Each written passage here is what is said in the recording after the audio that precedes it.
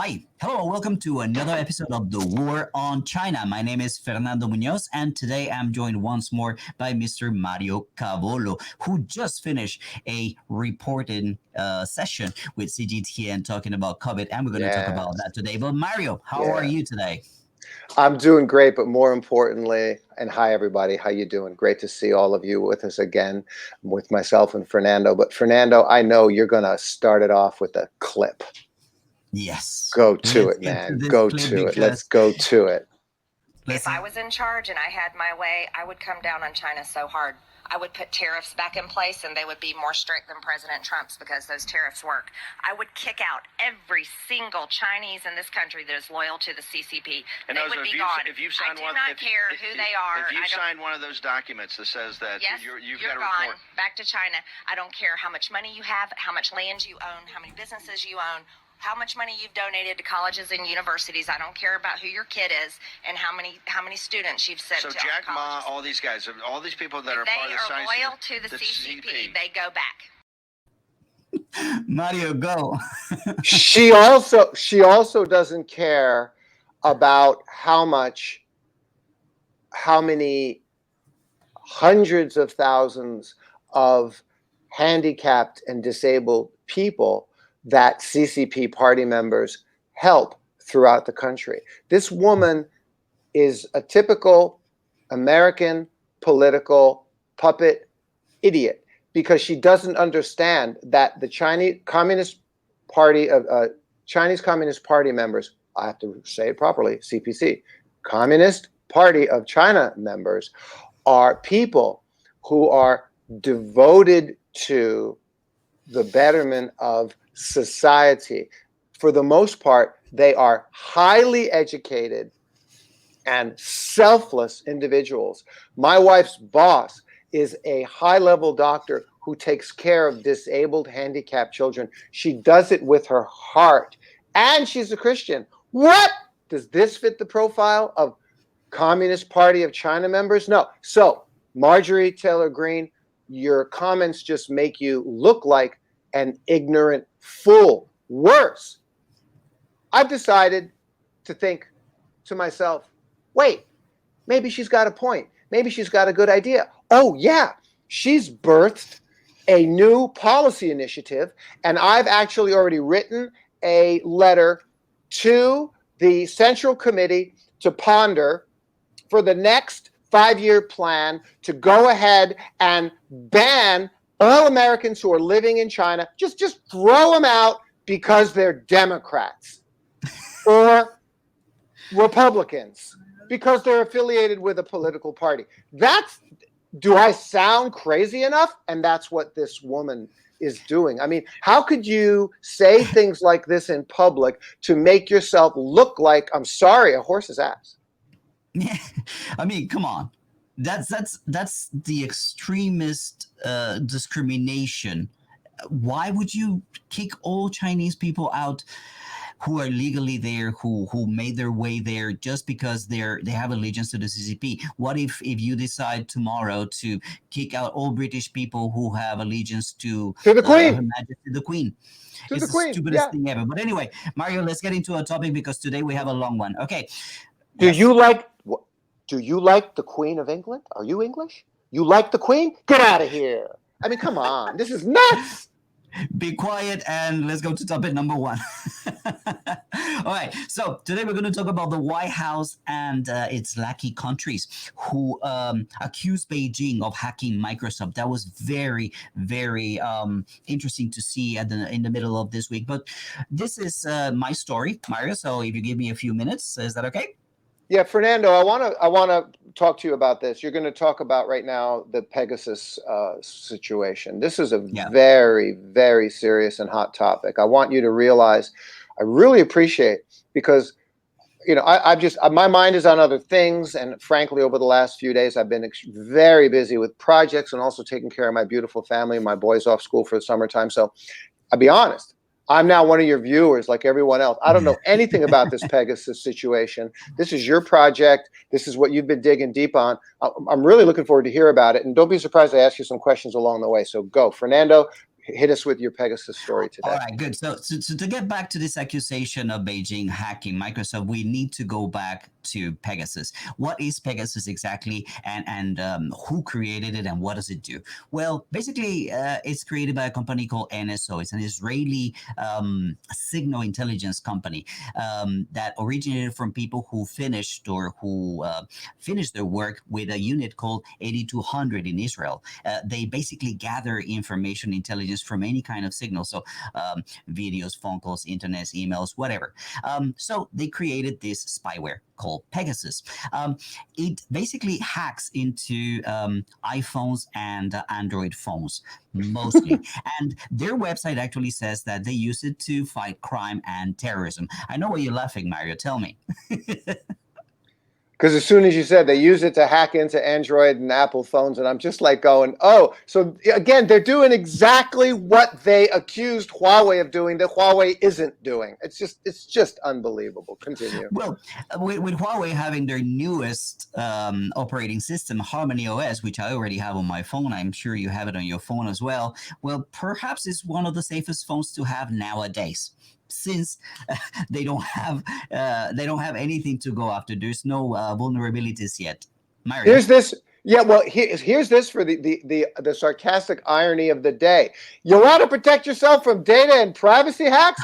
Use Huawei equipment. I mean, it's just like unbelievable. To protect yourself from the Western evil governments who are hacking you. It's incredible. Right. No, the issue here is that, well, these companies and a lot of American entities, they use what is called zero-day viruses. Zero-day viruses are viruses that had already been created, and they keep it in a stockpile and waiting for a time to release it whenever it's appropriate. So the companies like iPhone and Android, they don't know which vulnerabilities they are attacking. So they don't know how to protect you. So you're wide open. You don't know. Whenever they release one of these viruses, it will take them a very long time to actually to go and fix it. That's the case with this Pegasus. It's a type of zero-day virus. Now, question number 2: who uses this software? Well, NSO, which is the company that makes this Pegasus, that basically hacks into your phone and copies all your videos, your emails, all your accounts, your WhatsApp communication, all those things that are encrypted, is just sucking them out, making a copy, and you don't even have to click anything. It does it. It goes in through a back door, and that's it. Now, NSO says that they sell this software, this very powerful and intrusive software, to countries that are vetted, that they vet. Now, what kind of vetting does that include? What does that mean? Yeah. It means that they need to check the human rights record of the countries that they sell it to. Exactly. I know what you're thinking. Now, what? They have a blacklist of countries that they will not sell to. You can't sell it to the United States. Well, now think about for a second. Who do you think they sold it to? And this is where it's not a laughing matter. They also sold it to Saudi Arabia. Give me a break. Committing a genocide in Yemen. Yeah, who's committing a genocide in Yemen as we speak, and funded by United States military equipment. But that's the level of vetting of this Israeli company. So everybody thinks that Israel and Saudi Arabia are rivals, but in fact, they are under the table just doing negotiations and just keeping things open. Now, here's the thing. There is out there claims that this software was used to coordinate the assassination of Jamal Khashoggi, the Washington Post journalist who was killed inside the Istanbul consulate at the orders or the behest of the Crown Prince, Mohammed bin Salman. This sounds like a movie coming. There's a movie coming out on this next year. Think about this. How are they going to know where he is going to be, at what time, which date, and coordinate a kill team? Because there's video and evidence that there was a kill team that landed a few hours before he arrived there, and they left the country also a few minutes after a few hours after they finished killing him and dismembering him and doing the whole terrible things that they did. So there is a lot of information going towards saying that, well, they did know what was taking place and that Pegasus may have been involved. But here's what NSO is saying. They're saying three things in a PR blunder that you're going to understand in a second. They said, like, look, we are going to investigate the abuses of this software. Is it not abusive enough that they go into your phone and get your emails and whatever? Because they say that it's to fight crime and terrorism, but you're going to see a short video in a second to tell you that it could be just anybody. Edward Snowden actually said, like, look, it might be 50,000 people today, but if it's cheap and nobody notices and it doesn't require you to do anything, it could become 5 million tomorrow, 50 million. So you don't know. Yeah. So they say they're going to investigate into this abuse, something that's already abusive. That's stupidity number one. Second thing that they said is that once they sell this software to these countries, they do not control the software. They don't operate it in any way, and they don't have any access to the data. So you tell me one thing. How can you investigate an abuse of your software if you have no access to the data? If you have no backdoor to go and see what the countries are doing with your software? How can you claim that you're going to investigate something when you don't have the ability to do so? But, and this is the third thing that they say that is really, really out there. They say, like, oh, we are sure that Pegasus was not used in the assassination of Jamal Khashoggi. Mario, what do you think? How could you say something like that when you say that you don't have access to the data, you don't have access to the software or to operate it or to know anything that is going? You cannot investigate it and you cannot confirm that it was not used to kill Jamal Khashoggi, but everything points out to the fact that it was actually used to do so. Now, they have been found out to also hack people like Macron, the president of France, President Khan, Angela Merkel, and 600 other government officials, representatives of government, and politicians. Now, when something like this breaks out, and this is going to bring us back to China, Mario, what do you think Western media needs to do? What do you think it's required? They need to bury this story. They need to do something to bury this story. So what do? Well, hey, Beijing attacked Microsoft. They hacked on Microsoft. And then Australia jumped up and England jumped up. Everybody started like, yeah, they were hacking Microsoft. It's a page 8 story. Mario, what's your take on this situation? Now that you know. Yeah,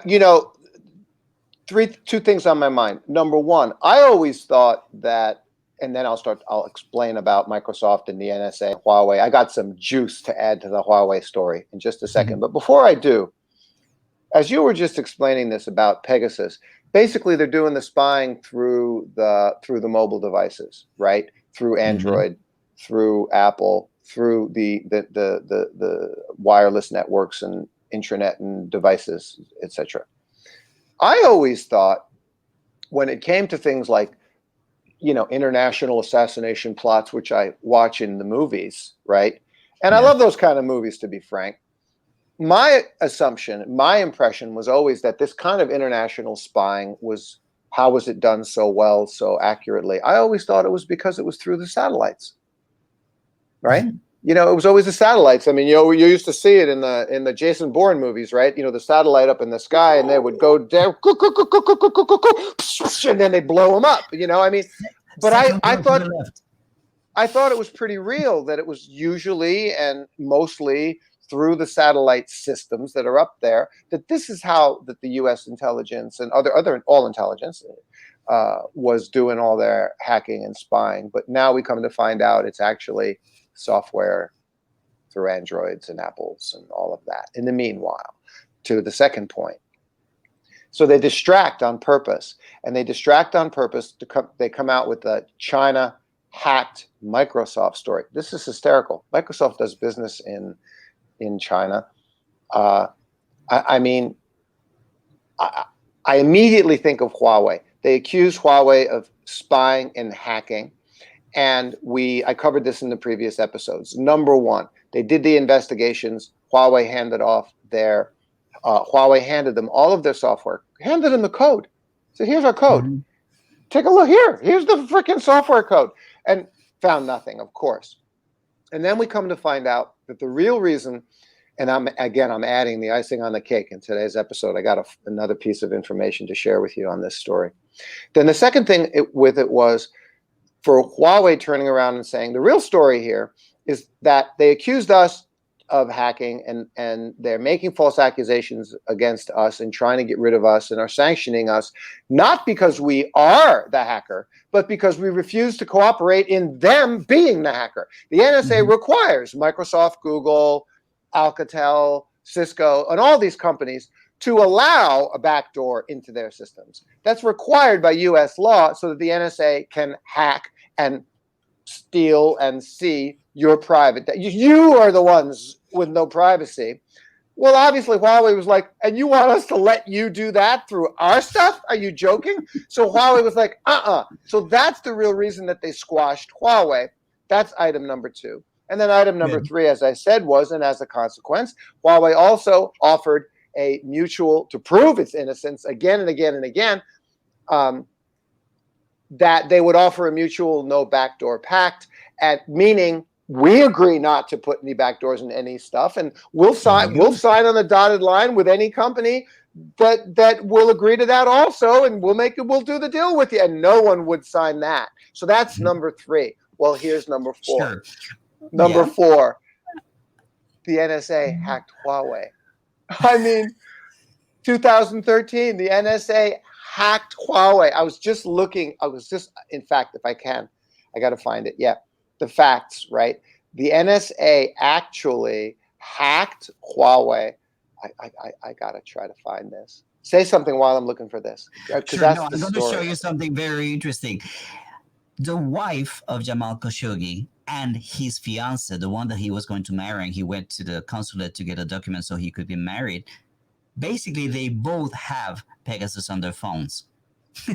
So let's watch this 1 second. And this You've also got to be relates to kidding me. iPhone security. Watch here. The simple ones are like that message. The really sophisticated ones, they don't need a message. They don't need you to do anything. Really? Yeah. But why people say the iPhone, the more safe to, no one can hack or... That's what the iPhone says, the company. It's not true. That's what the company says. That's the marketing department, but that's not true. All right. Did you find the information on the NSA hacking Huawei? Yep, and over Huawei's 30 years, this is from the New York Times article, and this is the New York Times. They ain't friendly to China, right? So, and over Huawei's 30-year history, no court has ever concluded that Huawei engaged in malicious theft of intellectual property, nor has any court required the company to pay damages for such. I mean,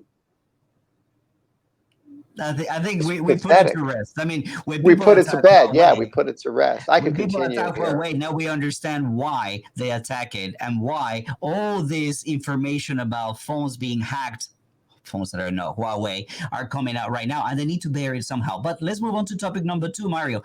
Something that we saw last week was millions and millions of signatures from people in China asking for an investigation into Fort Detrick. And well, one thing that you are going to talk about today, and this is your story, this is how we share our expertise and our investigative resources. Oh, let me see that. What was that? What are you showing us? Yeah, go ahead. I'm going to try. Go ahead. Continue and make the introduction.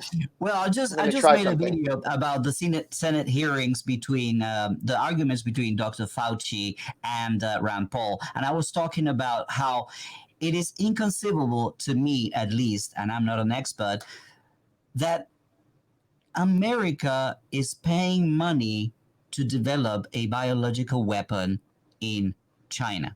It doesn't make any sense that you're going to give the ability to create a virus sponsored by American money. That doesn't make any sense, and that's what Rand Paul is saying. Not to mention that when you do release that virus, make sure to release it in the middle of your own country Exactly. in a crowded city. Don't release it somewhere else.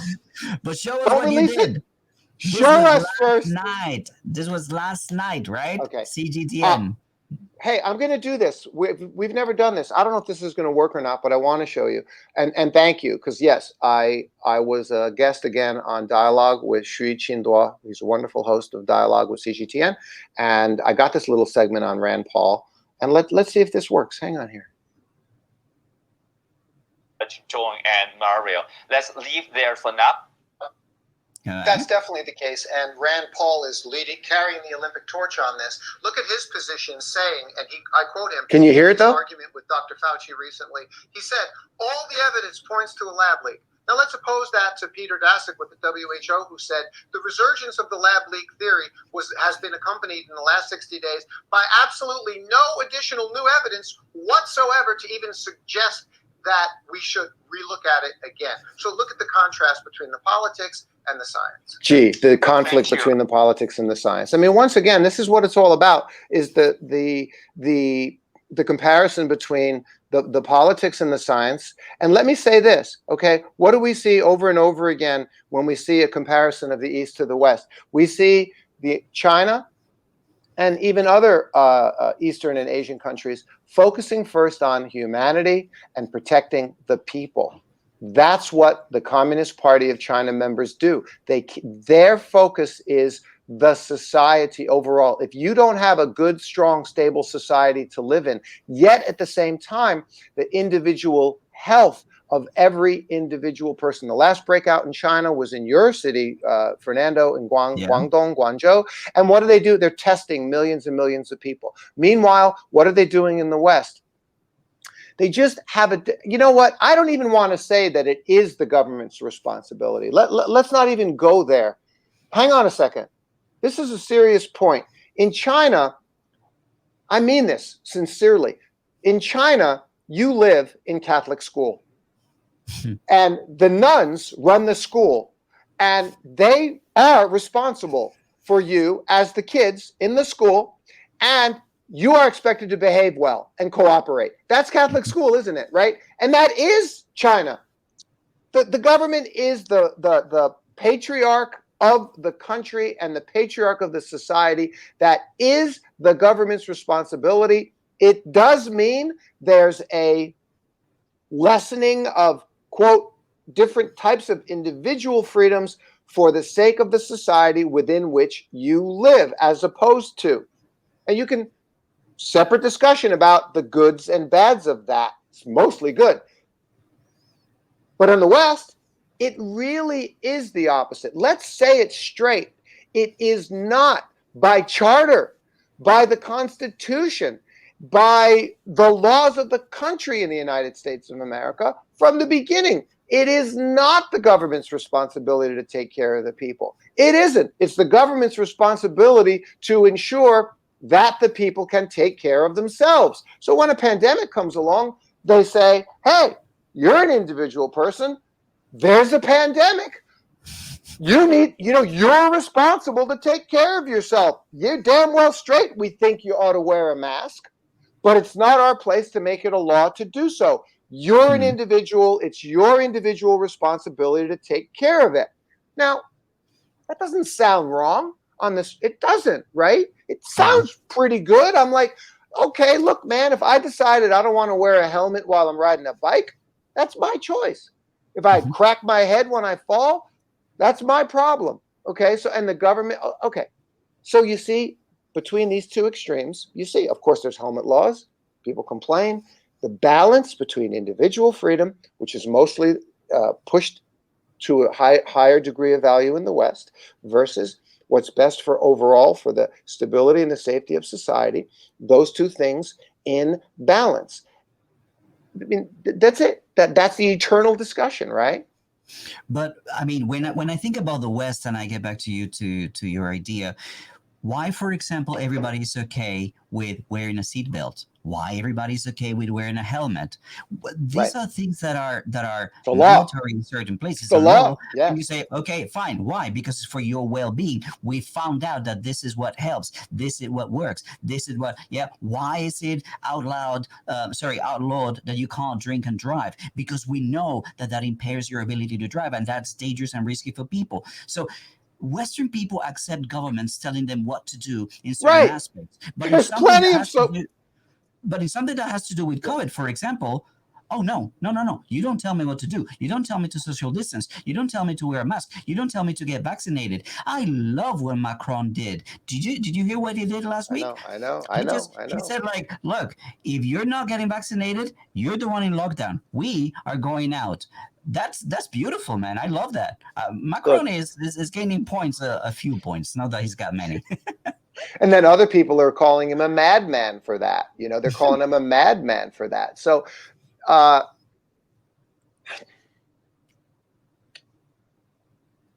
just saw the marches in Sydney, man. I just saw the marches in Sydney. Yeah, man. Anti-lock people. And there were people chatting. We talked about this in preparation. There were people chatting in this live stream saying like, oh, I'm in the middle of the crowd and I tested positive yesterday. How is that not illegal? How is not that the mind of a sick person? Not sick just with COVID, but if it's true, it's horrible. And if it's not true, it's also horrible. Yeah. There's no winning. And in the West, they'll argue and argue and argue and argue about this. And in fact, look at what has happened most recently. We're in the United States, we're back up to 50,000 plus cases a day. I'm just like, I can't even believe it. Here in Shenyang, by the way, I don't know if you know this, Fernando, we have 2 cases. 2. Everybody's on alert because everybody knows you don't want to let it start spreading. So we're doing the same thing you guys did in Guangzhou a couple of weeks ago. We just got 2 cases. 1 case 2 days ago, and then a second case was confirmed today. And so, I mean, compare that. I don't know. I'm getting a little. It's not that I don't know what to say, but I'm getting a bit tired on this. I'm getting a bit tired on this topic. When are you responsible for the society in which you live? I have an opportunity to build a good life in the society that the government and the people around me allow me and enable me to be in this society.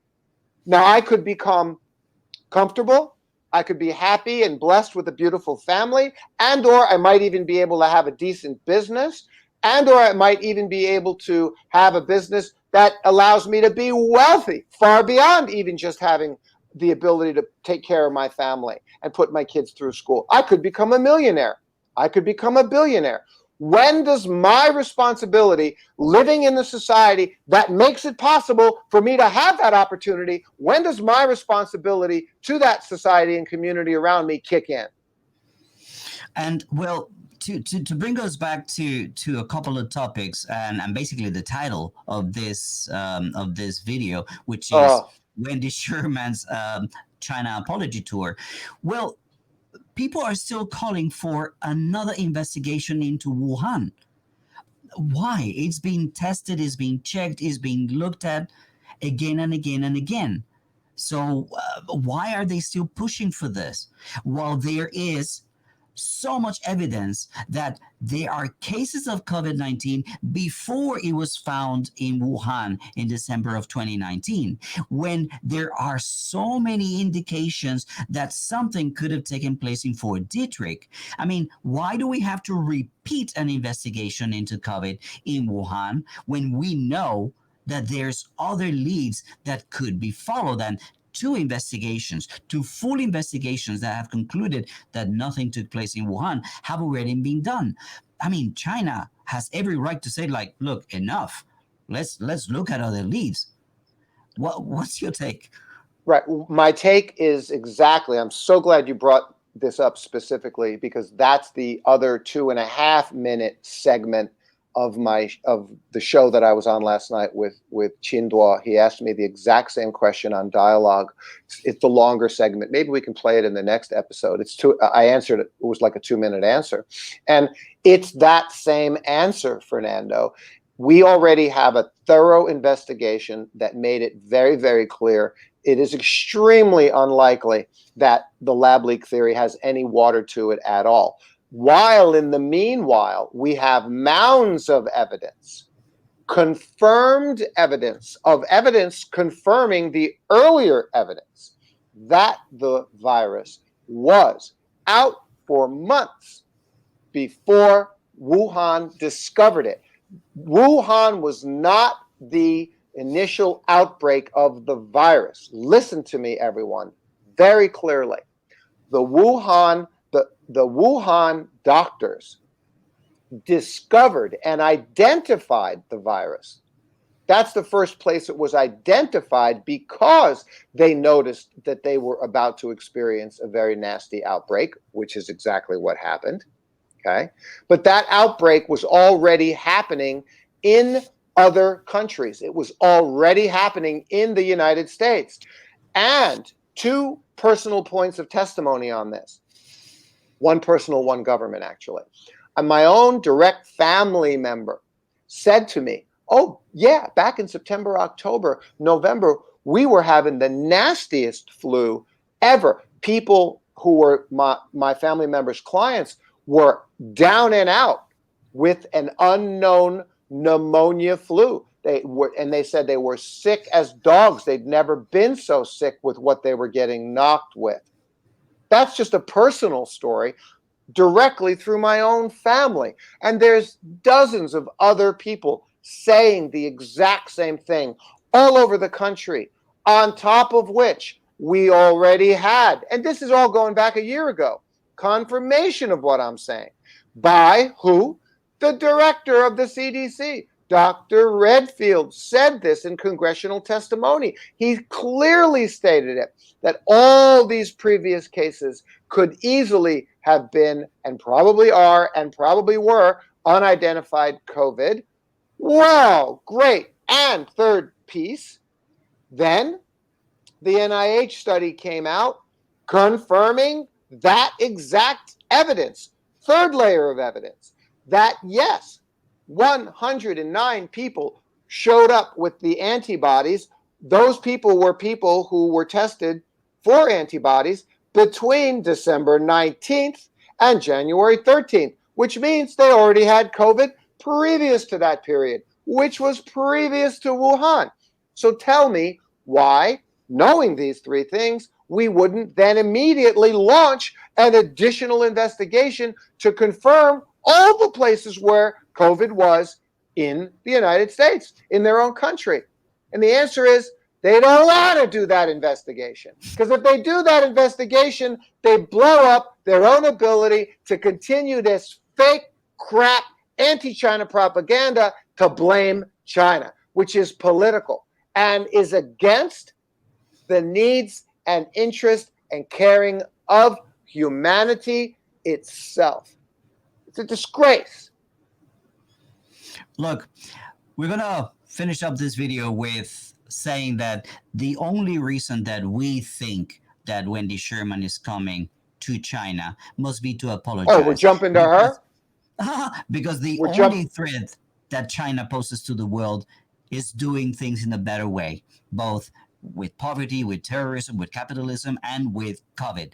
Why is she coming here if it's not to apologize for all the lies and all the attacks that the West and America has been launching at China? What's your take on her visit? Thank you. Why if she's not coming to apologize, which of course is not why she's coming, why is she coming at all? I mean, you could just go ahead and have a video call. First of all, Sherman has no skin in the game here. This woman she might be a terrific lady. Her background and experience as a business person and government person, great. I don't know. I didn't do any background check on her yet to make any judgments in either way. Likewise, I'm hearing good things that Nicholas Burns would be a good choice to become the next U.S. ambassador to China. That's in the pipeline. So, these are good. Maybe these are good people, but look at the position that she's in under the circumstances. Okay, related back to the Alaska summit, when Blinken started it by insulting the Chinese, had preceded it by putting out sanctions before the meeting, and Yang Jiechi would have none of it and said to him very, very clearly, you don't have any authority or respectability to be pointing any fingers at us in any way. You are not in a superior position anymore. Now, this woman is coming after over a year, 2 years of extra double intense false accusations about Uyghurs, genocide. Genocide? What genocide? They can get on a plane and fly to Urumqi and Kashgar and see how beautiful it is. I mean, we can't go on how absurd all this is, okay? And we don't have enough time today, right? So if What she's is not she coming to do? apologize, She's not coming to apologize. What the don't hell come. she's coming for? But I love one thing. China reacts the same way that they're treated. You treat China badly, China will get back to you. I love the sanctions that they put on Wilbur Ross and some other people in American government. That was beautiful. Hey, Fernando, they're finally Yes. getting tough. China's finally getting tough. And this is a fine line. I mean, I've said often, I can't believe China has not pushed back even harder on a lot of this stuff. They're really good at holding back. And I'm kind of surprised by it. And look, I'm not running the country, so I can't say. But in the end, I know this, Sherman. When you come to visit China, you're going to come be visiting the country that I've said it regularly, and I'll say it again to end the show. China is the largest, safe, stable, capable country on the planet. That's who you're coming to visit. that's it. See you next.